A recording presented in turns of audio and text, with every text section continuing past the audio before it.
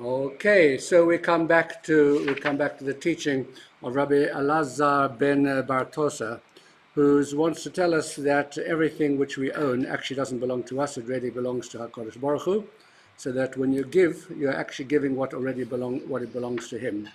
And there is a really interesting halacha in relation to the special provisions for the poor. And these are known as leket, shikha, and peah. These are the three agricultural biblical laws that support the poor. So peah is the corner of the field, that when you're reaping your field, you have to leave a corner of it left for the poor, and they can come and harvest for themselves. Leket is grains which, while you're harvesting, you're already cutting the sheaths, and a couple of stalks fall on the ground. You're not allowed to pick it up. That must be left for the poor.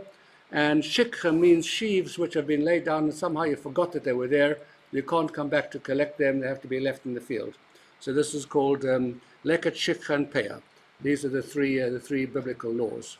So we have a general rule now that so what happens if there is a dispute, that a poor person comes along and the owner says, no, he says, this wasn't shikha, I didn't leave it behind, I knew it was there, I was completely, poor person says, yeah, but it's I found it lying there.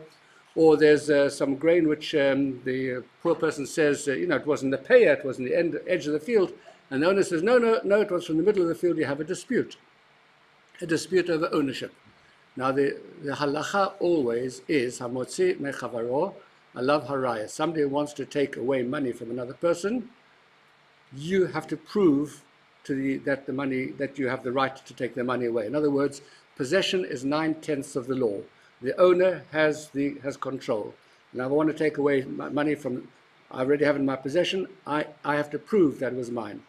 In this particular single instance over here, when you would imagine that the owner of the leket, shikha, and peah, the owner of the field, has the right, and that the poor person has to actually prove their case, the halacha is exactly the opposite.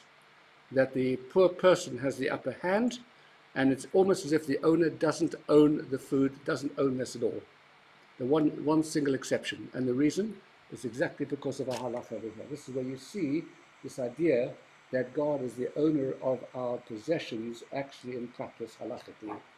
This never belonged to you in the first place. This was always the poor belonged to the poor in halakha. So therefore they have the upper hand in this negotiation. Very, really interesting halakha in this particular instance over here. Rabbi Chanani ben Akasha, no doubt Nathaniel is going to spend the entire day researching this. He's going to come back tomorrow and he's going to bring me 35 proofs why I wasn't right.